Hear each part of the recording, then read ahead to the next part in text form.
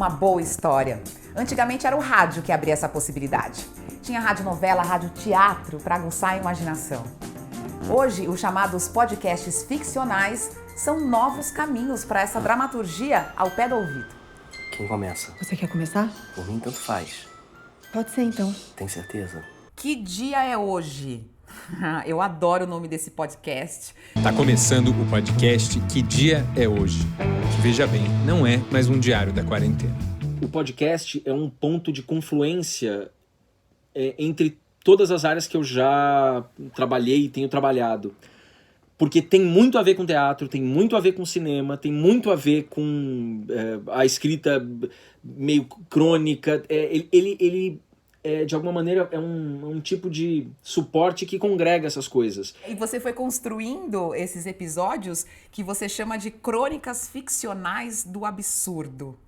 Então, filho, a gente tá bem feliz de poder estar com você de manhã, de tarde, de noite. Afinal, tudo que a gente mais quer na vida é poder curtir um filho crescendo, sem achar que o tempo passou e a gente nem viu. Mas assim, do jeito que tá, meio que já é demais. Nesse momento de interdição absoluta que a gente está, o podcast é talvez a única coisa que não tem restrições. A literatura também, a escrita também, mas em termos dessas artes performáticas, por assim dizer, a coisa seria ouvida da maneira como ela era. Quer bisnaguinha e chocolate gelado? E que dá um pouquinho de videogame depois do café. Que desafios foram propostos a você como dramaturgo? Uma pausa de 5 segundos, de 10 segundos no teatro equivale a uma pausa de 1 segundo num podcast. Porque num podcast você só está ouvindo a massa sonora. Se a massa sonora se interrompe, o efeito de uma pausa você fala, ué? Dá uma sensação corporal de estranhamento total. O que está acontecendo?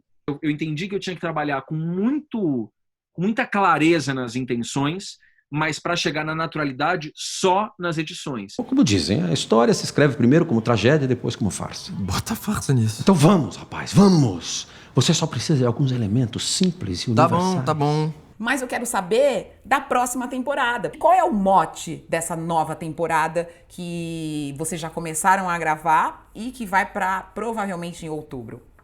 Você acha que a gente faz um teste antes? Um PCR, uma sorologia, um combinado, PCR e sorologia? Como é? Pode ser. Mas, e se eu pegar Covid no caminho do teste? A primeira temporada era sobre o confinamento, naquele momento em que a gente não tinha a menor ideia do que estava acontecendo. E agora a gente está vivendo esse momento de desconfinamento. Apressado, na verdade, mas que está homogeneamente acontecendo. Aí que eu pensei, uma segunda temporada sobre esse lugar transitório, que é um desconfinamento, é interessante. O Deus morreu! Os bichos e as folhas gostavam de você. Eu passei a manhã com oficina num podcast. É o jeito, né? É o jeito de estar junto com as pessoas, de continuar criando, né? Então, o nosso primeiro passo foi criar podcast, achando que com isso também a gente estaria perto, estaria produzindo também. Receberá 50 títulos de honra e 10.000 vacas para o teu prazer.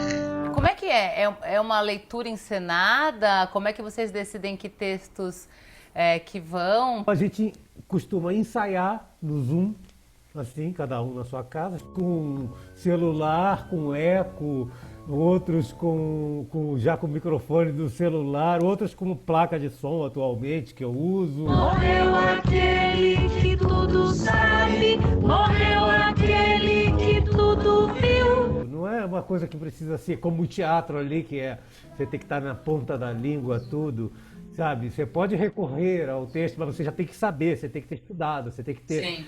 Quase que decorado eles, tem que ter na ponta da língua. Eu não tenho vontade de parar, não. Mesmo quando voltar ao presencial, eu vou continuar fazendo. Botões, facas e pentes!